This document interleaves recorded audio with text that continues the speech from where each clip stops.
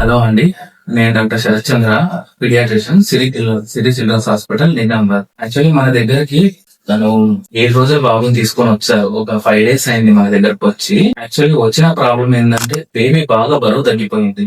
Almost పుట్టినప్పుడు 2.3 kgs ఉండేది, మన దగ్గరకు వచ్చేటప్పటికి 1.7 kgs అయిపోయింది.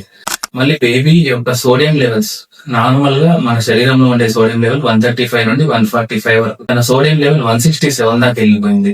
జాండీస్ లెవెల్ కూడా అన్కంట్రోల్ గా ఆల్మోస్ట్ 23.5 వరకు వెళ్ళిపోయింది అనమాట.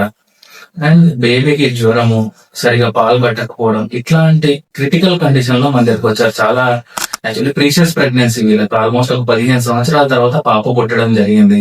ఇంత ప్రాబ్లమేటిక్ గా మన హాస్పిటల్ కి వచ్చారు.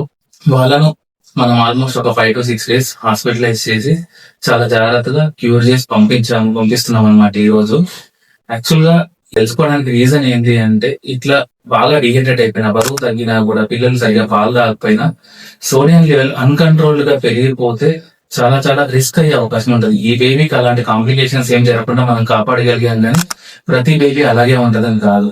అండ్ సోడియం లెవెల్స్ ఇవన్నీ కూడా ఒకేసారి ఫాస్ట్ గా కూడా తగ్గించలేము. ఓవర్ ద కోర్స్ అంటే ఒక 48 గంటల్లో గ్రాడ్యువల్ గా తగ్గించాలి. లేదంటే మనకు ఫిట్స్ రావడం కానీ, బ్లీడింగ్ జరగడం కానీ, ఇట్లాంటి కాంప్లికేషన్స్ కూడా ఉంటాయి.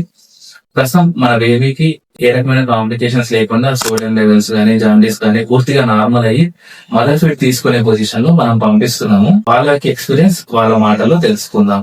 మీకు ఎలా అనిపించింది, ఎలా ఉండే కండిషన్ మీరు చెప్పాలి. ఇక్కడికి వచ్చిన తర్వాత బాగానే ఉంది. మా పాప కూడా ఫీడింగ్ మంచిగా పడుతుంది, జ్వరం తగ్గింది. మొదట్లో ఎలాగుండేమో, మొదటి రోజు 2 రోజులు వచ్చినప్పుడు కొద్దిగా భయం పట్టింది, మాకు జ్వరం వల్ల భయం పట్టింది. ఇక్కడికి వచ్చిన తర్వాత సార్ వల్ల మంచిగా మొదటి 2 రోజులు యాక్చువల్లీ బేబీ చాలా డల్ గా ఉండే. నియోనటల్ రిఫ్లెక్సెస్ అంటాం, బేబీ యొక్క రిఫ్లెక్సెస్ కూడా చాలా డల్ గా ఉండే, అసలు యాక్టివిటీ కూడా ఏం లేదు. 3వ రోజు తర్వాత నుంచి కొద్దిగా యాక్టివిటీ బెటర్ అయ్యి తర్వాత తల్లిపాలు తాగడం అనేది జరిగింది. ఇంకేమన్నా చెప్పాలనుకుంటున్నారా? థ్యాంక్ యూ, మీరు కూడా మమ్మల్ని నమ్మినందుకు. మనం ఏంటంటే నిజామాబాద్ లో ఎలాంటి క్రిటికల్ కేసెస్ ఉన్నా ఇక్కడ మనం డీల్ చేయడానికి ఫెసిలిటీస్ ఉన్నాయి.